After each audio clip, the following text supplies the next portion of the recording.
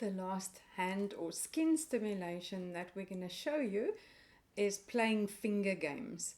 We've already showed you something like rhymes that involve fingers. The other thing you can do are using finger puppets. You can combine this with making up stories. You can make up a story for baby, or baby can make up a story for you. Even baby can start wearing some of these finger puppets and make up stories for you. When you have the star, for example, you can sing Twinkle, Twinkle, Little Star for baby. It's just another way of stimulating the finer muscles, the smaller muscles.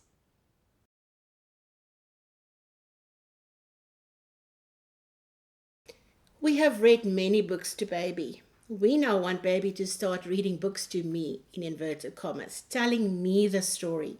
So I'm going to keep more quiet now, and I want baby to initiate conversation. If baby doesn't, I'll initiate and say something. But I'm going to wait and pause for baby to say and tell me the story.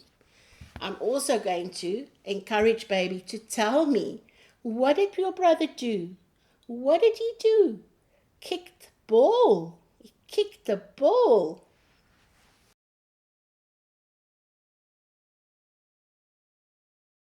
The next progression away from color to shape is size difference and other opposites.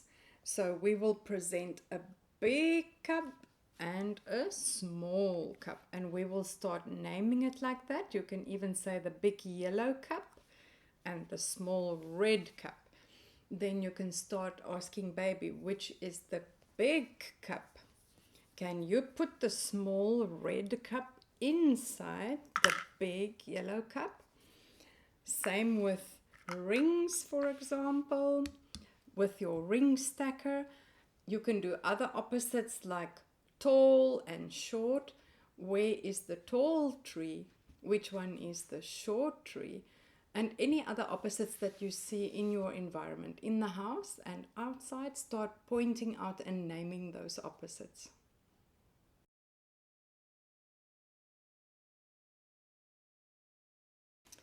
We have danced with baby on us in a sling or a carrier before.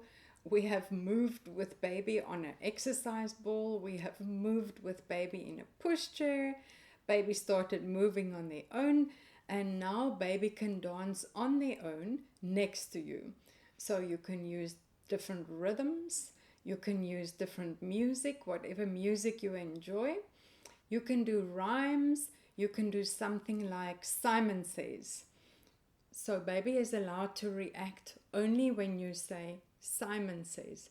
So that tests the auditory skills very nicely as well. So I will say, touch your nose, and baby must know not to do that. Turn around, and baby must not do that. Simon says, touch your nose, and then baby must touch their nose. This is a very high cognitive skill. It will take a lot of time, but have fun with it.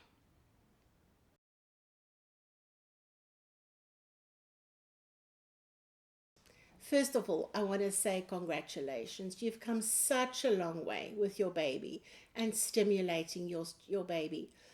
So I just want to tell you a little bit more about this speech. So I think the main thing is that you must always be one step ahead of your baby.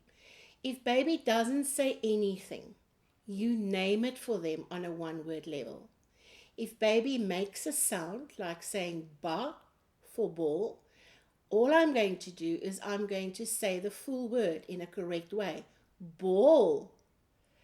If baby says ball, then I'm going to add one more word. I'm going to say red ball or kick ball or ball gone. If baby says two words, kick ball, I'm going to add one more word by saying kick red ball. So I'm always just one step away from what baby is giving me. If it's incorrect, I'd never say to baby, no, that's wrong, say it again. I never do that. I just imitate or model the correct version. And you cannot go wrong if you keep doing that. So I just want to emphasize, please don't use baby talk. Always name the object for what it is. So I'm never going to say, look at the woof woof. I'm going to say dog. There's the dog. Dog barking, barking. I can add the word woof, but I don't call it a woof.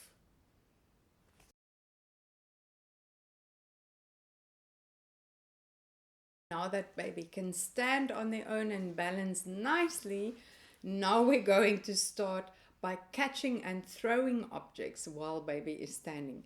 You can use a ball. This one is way too small. Use a nice big ball, which is an easy target in the beginning.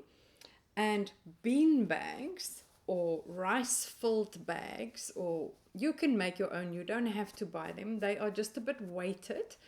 Is a very good one to use. It's easier to catch and to control than a ball.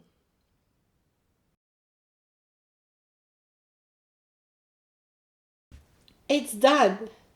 BabyBrilliance is done. Congratulations. Do you know that 70% of your baby's brain development is done?